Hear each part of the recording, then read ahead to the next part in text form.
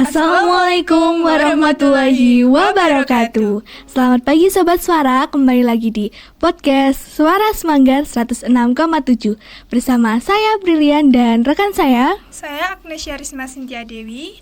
Hari ini kita kedatangan tamu spesial nih, yaitu Bapak Dr. Lutfi Iso Ansori MM selaku Kepala Cabang Dinas Pendidikan Provinsi Jawa Timur, wilayah Kabupaten Banyuwangi. Selamat pagi Bapak, bagaimana kabarnya hari ini? Assalamualaikum, selamat pagi, baik-baik semuanya. Gimana?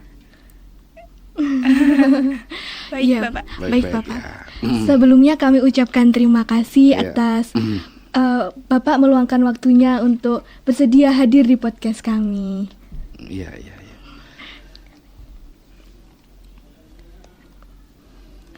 Nah, sebelumnya kami ingin bertanya, Bapak ini pertama kali ke SMA Negeri Pesanggaran atau sudah beberapa kali nih? Sebenarnya kalau Banyuwangi khususnya ya tentu saja sudah tidak asing, termasuk Pesanggaran, termasuk Pulau Merahnya. Ya, itu juga tidak. Tapi kalau untuk SMA Negeri Pesanggaran memang baru kali ini yang kebetulan berkaitan dengan tugas saya sebagai Kepala Cabang Dinas Kabupaten Banyuwangi. Ternyata kalau dulu hanya bisa mendengar dan lewat saja, tapi hari ini saya bisa masuk di SMA Negeri Pesanggaran, ternyata luar biasa juga. Wah, terima kasih Bapak. Nah, ini kan yang pertama kali nih. Ada nggak kesan yang kayak kesannya Bapak terhadap SMA kami ini apa Pak?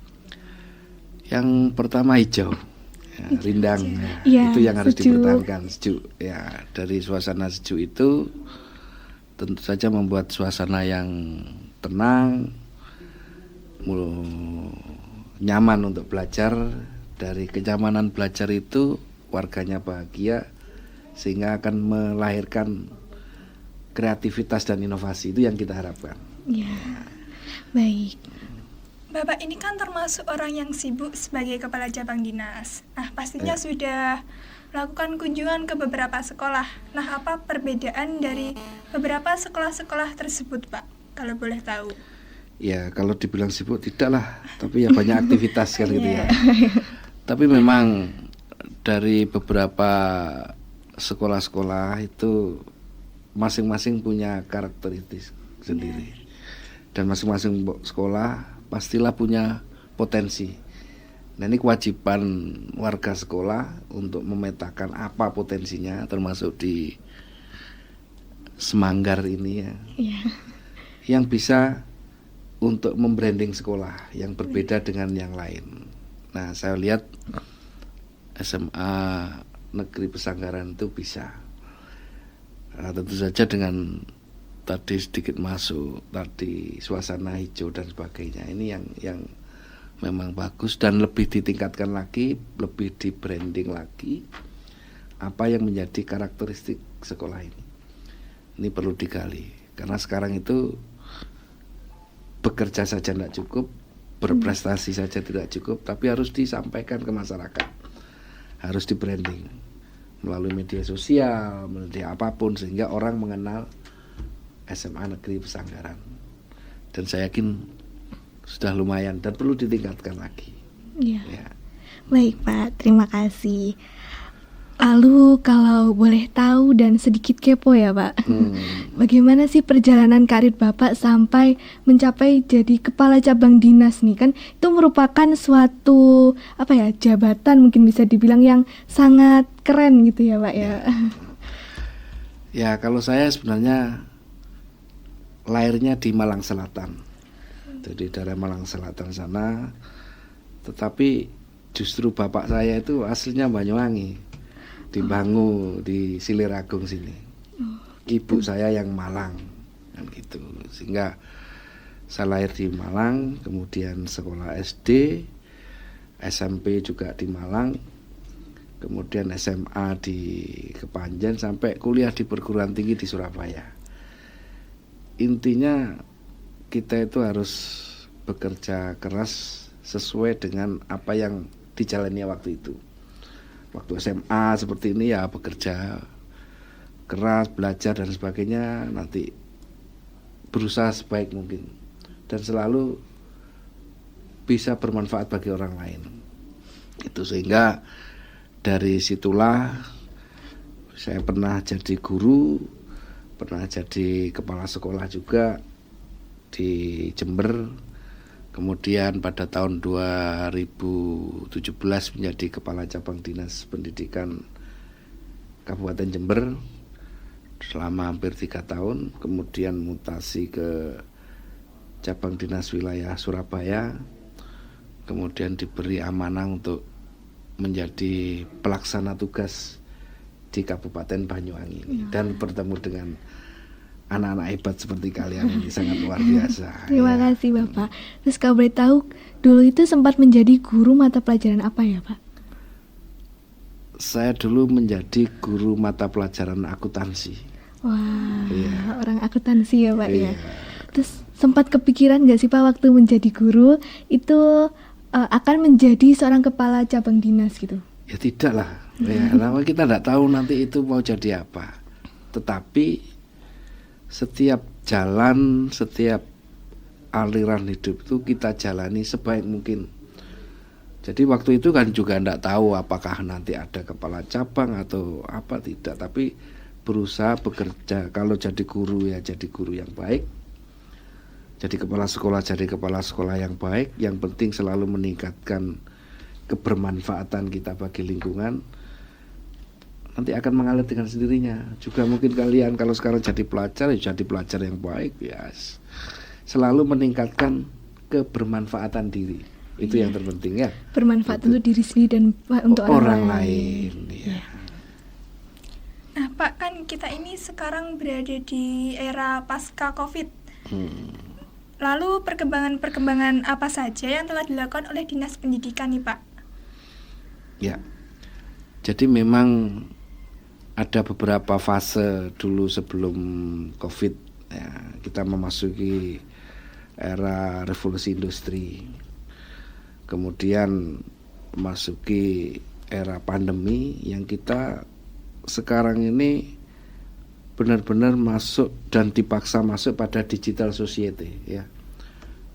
Kehidupan kita dipenuhi dengan artificial intelligence, semuanya itu berbasis teknologi. Dan tentu saja ini mempengaruhi pada dunia pendidikan kita. Kita juga harus bisa berubah untuk mengantisipasi hal-hal yang seperti ini. Maka dari itu Dinas Pendidikan dalam hal ini selalu menekankan kepada semua sekolah, kepada kepala sekolah, guru, anak-anak kita untuk selalu mengeksplor kemampuan kita agar bisa menyesuaikan dengan perubahan-perubahan era teknologi sekarang ini. Jangan pernah bosan untuk mengeksploitasi kemampuan kita di bidang apapun. Wah, benar sekali. Nah, kan waktu pandemi itu juga kita semua kan menggunakan teknologi ya Pak. Apa-apa itu serba daring. Nah, ada nggak sih mungkin penurunan atau perbedaan antara siswa-siswi yang sesudah pandemi dan sebelum pandemi? Ya, memang pertanyaan yang bagus sekali. Jadi ada istilah masa pandemi itu ada learning loss ya, benar. Ada learning loss.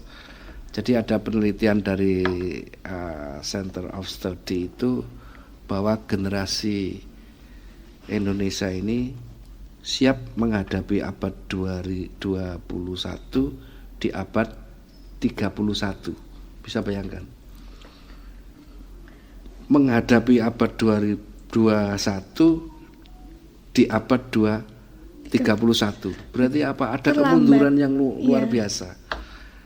Nah, ini yang menjadi dampak kita, generasi kita. Jadi ada semacam generasi muda kita itu malfungsi learner. Artinya apa?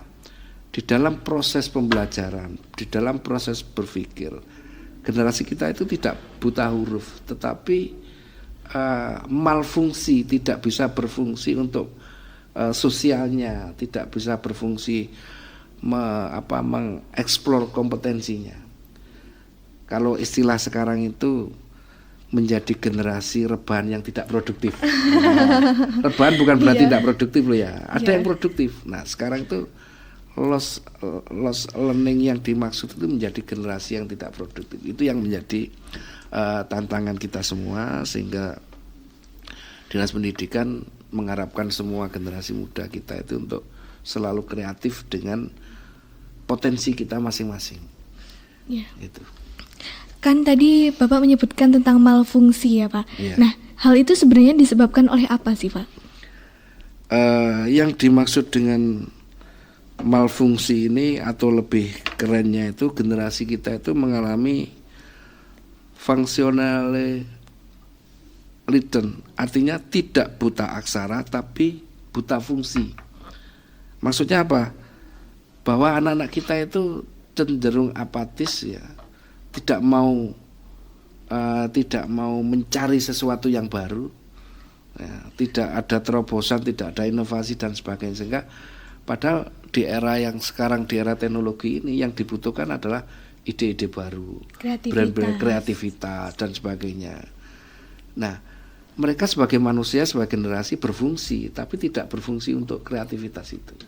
Nah, ini perlu dikembangkan, perlu dimunculkan. Mulai dari hal-hal yang kecil, lingkungan sekolah yang nyaman, suasana yang enak, sejuk, sehingga muncul ide-ide kreatif itu tadi, ya. Itu. Lalu Bapak, gimana sih kualitas guru yang harus disiapkan untuk menghadapi era pasca COVID ini? Jadi kita kembali ke implementasi kurikulum merdeka. Jadi kurikulum merdeka saat ini itu memang lebih mengedepankan kreativitas guru. Ya. Guru dituntut untuk bisa mengeksplor kemampuannya. Namun ada beberapa hambatan. Ada guru-guru yang secara teknologi itu masih kesulitan, kurang familiar. Ya. Kurang familiar. Nah, itulah yang harus dipacu. Suka tidak suka, sekarang guru harus ramah teknologi. Ya. Guru harus menjadi sebuah konten kreator, katakanlah seperti itu. Karena apa? Dengan proses pembelajarannya bisa didokumentasikan sehingga anak-anak itu mudah untuk mencerna. Sehingga guru itu tidak konvensional mengajar di kelas, di papan tulis dan sebagainya, tapi guru bisa membuat sebuah konten yang isinya itu pembelajaran yang agak berbeda. Nah, itu sebenarnya yang penting. Ya berarti selain siswa dituntut kreatif, guru itu juga dituntut untuk kreatif juga ya Pak? Ya iyalah. Sama-sama untuk iya. Sama-sama untuk kreatif. Betul. Agar bisa lebih maju gitu. Gurunya itu juga harus kreatif untuk bisa menumbuhkan kreativitas pada anak-anaknya. Itu. Baik Bapak, boleh kasih tahu dong motivasi untuk para pelajar di era setelah pandemi ini? Ya, jadi kalau saya boleh berpesan bahwa kesuksesan itu adalah proses ya, dan perjuangan, dan itu perlu dicoba. Jangan pernah berkata gagal kalau belum pernah mencoba. Yeah. Tetapi kalau tidak mencoba, tidak akan pernah sukses. Nah, itu bagi saya. Jadi jangan takut untuk mencoba. Jangan takut gagal juga. Jangan takut gagal ya. Ya. Baik, terima kasih ya Bapak atas kehadiran Bapak di podcast kita hari ini.